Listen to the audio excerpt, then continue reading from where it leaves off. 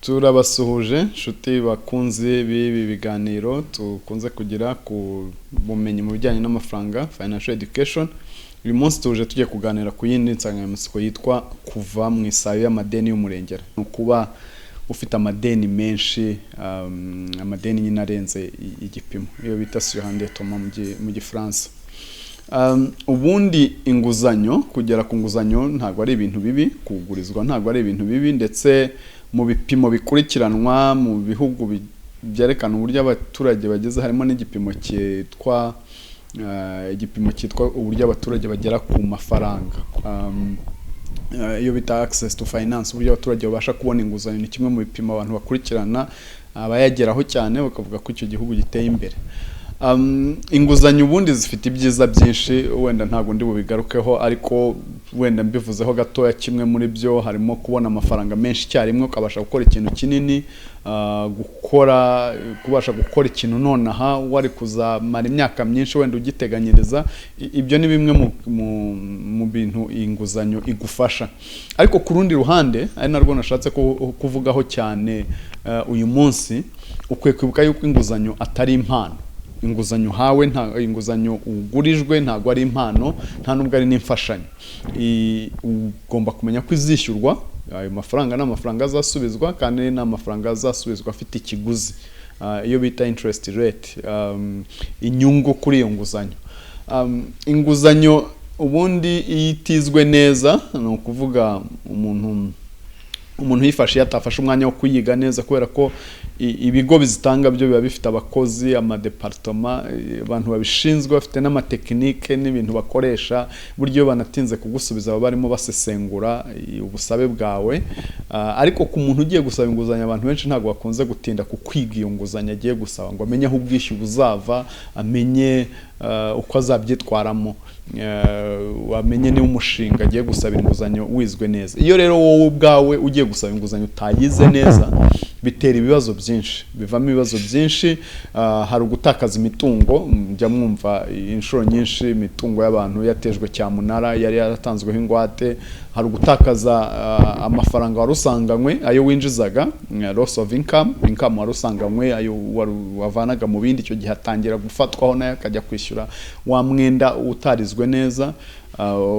Ukabona ugiye mu bibazo nyine utagombaga kujyamo iyo uba warabiteguye neza, ukabyiga neza. Icyo gihe rero bituma, iyo byagenze gutyo, akenshi bituma umuntu agwa mu kunanirwa kwishyura. Ugasanga inguzanyo zatangiye kurenga ubushobozi bw'umuntu. Aho niho tuvuga ngo umuntu yafashwe mu isayo y'amadeni y'umurengera. Umuntu ari over indebted cyangwa surendetté. Umuntu yafashwe mu isayo y'amadeni y'umurengera. Ishobora kuba inguzanyo imwe ikagushyira muri iyo kategori. Hari igihe navuga amadeni y'umurengera ugatekereza ko wenda ari umuntu wafashe hirya no hino. Ibyo byo niko bikunze kugenda, afashe hirya no hino, afatwa mu isayo y'amadeni y'umurengera byanze bikunze. Ariko ishobora no kuba inguzanyo imwe ikaguhagama, itarizwe neza, warishimiye kuyafata ari menshi ariko arenze kure ubushobozi bwawe. Cyangwa zikaba inguzanyo nyinshi, ndetse si inguzanyo izi zisinyirwa amasezerano zo mu bigo by'imari. Ishobora no kuba amadeni atandukanye y'abantu ku giti cyabo, yo ku mabutike, mu maduka, mu bintu ibyo wikopesha bitandukanye. Amadeni akagenda akaba menshi, abakwishyuza bakaba benshi, ukananirwa kugira aho baba bafashwe mu isayo y'amadeni y'umurengera. Bidindiza umuntu rero, biradindiza iyo umeze gutyo, iyo wisanze muri iyo situation. Niyo nifuje ko twaganiraho uyu munsi, kubera ko imitungo yawe iyo wari warabonye imbere, iyo wari ugezeho wariyubatse, irahagendera, ikahatakarira. Umutuzo urabura, ugasanga umuntu atangiye kurwara stress, cyangwa kugira umuhangayiko ukabije. Imibanire n'abandi bantu ikahagendera. Baba bakugurije, icyo gihe utangira kubacika, kubakwepa, guhindura amatelefoni, kwanga kwitaba. Ariko n'abantu bawe babugufi, abantu bawe b'ingenzi mu buzima, bitangira kugenda nabi. Umuntu ufite stress ituruka ku nguzanyo, akenshi imibanire ye mu rugo n'uwo bashakanye igenda nabi, imibanire ye n'inshuti. Noneho iyo ari yanguzanyo wavanye ku nshuti, akenshi baravuga ngo, hari umuntu ujya avuga ati ntabwo ndi bukugurize kugira ngo ntazakubura. Ubucuti bwanjye nawe ndabwubaha cyane ku buryo ndamutse nkugurije byazarangira dushwanye kuko ndabizi byakunanira tugashwana, kandi rero ndacyagushaka nk'inshuti akanga kukuguriza kuko ubucuti bujya bupfa biturutse kuri aya madeni. Si imibanire gusa n'abantu ihangirikira, ahubwo hari n'igihe hazamo indwara zisanzwe z'umubiri, ugasanga umuntu arwaye umutima, ugasanga umuntu arwaye umutwe udakira, umuvuduko w'amaraso yazamutse biturutse kuri ibi by'inguzanyo. Niyo mpamvu natangiye mvuga ko inguzanyo nubwo ari nziza ariko ariyo kwitonderwa, nuko yitondera. Niba wisanze mu kibazo nk'iki ngiki turimo kuvuga, niba waramaze gufatwa muri aya madeni y'umurengera, muri isayo y'amadeni y'umurengera, nagira nkubwire uburyo ushobora kuyasohokamo. Nicyo cyane cyane nari ngambiriye uyu munsi, no kugira nkubwire uburyo ushobora gusohoka muri isayo y'amadeni y'umurengera. Hari intambwe zigeze kuri 5 numva naguha. Intambwe ya mbere ni ukurekeraho kuguza, ukavuga uti aho bingeze kuguza, aho bingeze harahagije, reka ndekera aho ngaho kuguza. Iyo ni intambwe nuyitera ukavuga uti ndekera aho kuguza, uzaba uri mugana mu nzira nziza, kuko ikintu cyose buriya ntabwo gikemuzwa inguzanyo.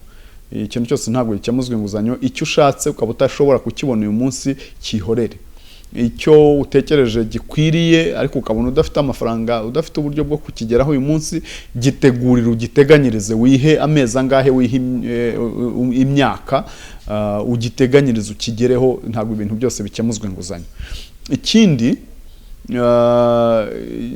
indi ntambwe ya kabiri, uretse iyo ya mbere kuhagarika kuguza, intambwe ya kabiri ni ugukora konti y'ingoboka. Konti y'ingoboka twagiye tuyigarukaho muri video zitandukanye, ni ikintu rwose numva nashishikariza abantu kugira, cyane cyane abantu bakora, abantu bafite ubushobozi barimo binjiza uyu munsi, no kuzirikana yuko ejo bucya bucyana yandi, ejo hashobora kuba ikintu utiteguye kikagusaba amafaranga. Ukwiye kuba hari ukuntu witeguye. Abahanga bavuga ko iyi konti y'ingoboka cyangwa bayita emergency fund, na ka urgence umuntu agira ku giti cye, kaba karimo byibura nk'inshuro 3.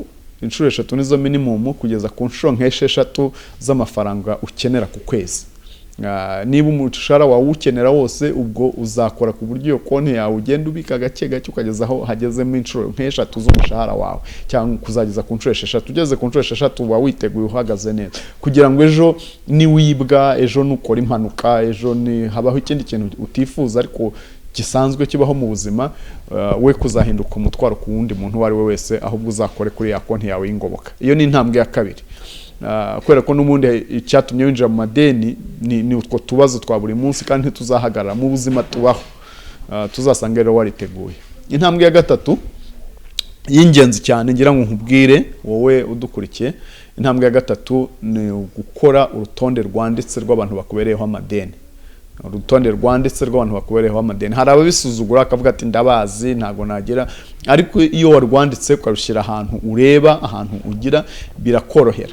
Ndaza kukubwira icyo rwa rutonde ruzagufasha. Kuvuga ngo ubaze mu mutwe gusa ntago bihagije.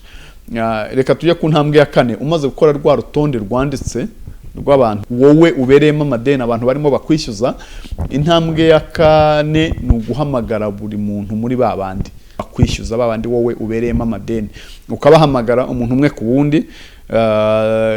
Hariho kuko inshuro nyinshi abantu iyo bananiwe kwishyura bahita batangira gukwepa, kuzimya telefone, guhindura inzira, kwihisha inyuma y'agapfukamunwa. Nko muri iki gihe turi mu bihe bya coronavirus, hari ushyiramo agapfukamunwa agashyiraho n'ingofero ku buryo akunyuraho ntumumenye, akishimira ko akunyuzeho utamumenye kandi ufite ikintu umwishyuza.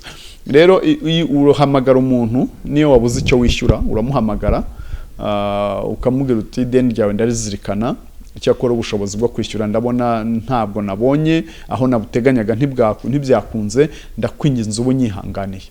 Ukamuha igihe. Icyo gihe iyo ubikoze gutyo, ntabwo umuhaye amafaranga kubera ko ntayo ufite, ariko byibura ubunyangamugayo bwawe aracyatekereza ko ukiri inyangamugayo. Ntabwo agutekereza nk'umuntu umuntu urimanganya, umuntu wamubeshye, umuntu urimo kumukwepa, umuntu agutekereza nk'umuntu w'inyangamugayo. Guhamagara umwe ku wundi, iyo ni intambwe ya 4, kandi ni ikintu cyangombwa cy'ingenzi ngo ukangurira wowe.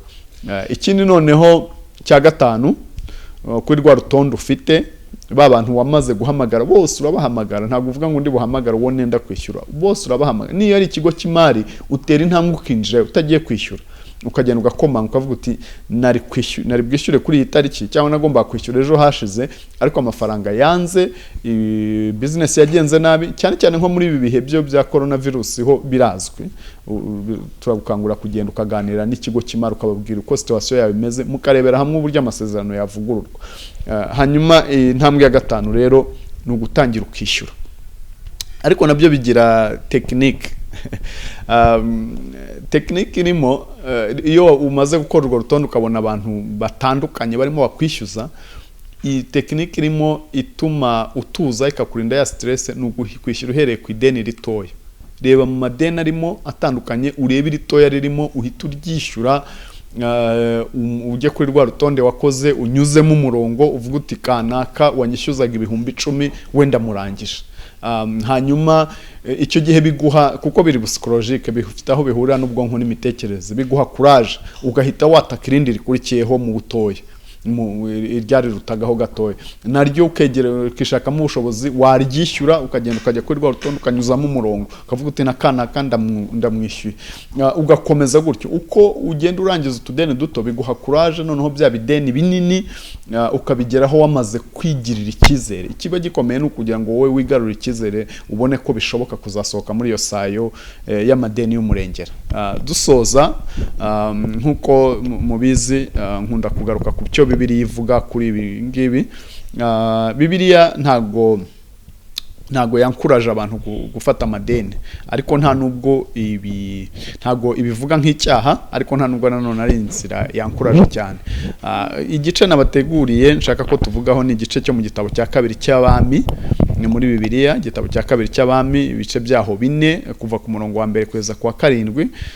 Ntabwo turi buhasome none, ariko havugamo inkuru y'umupfakazi bari bagiye gutwarira abana kubera ideni rinini umugabo yamusigiye. Umuntu wamwishyuzaga aravuga ati nutabasha kunyishyura abana ndabatwara.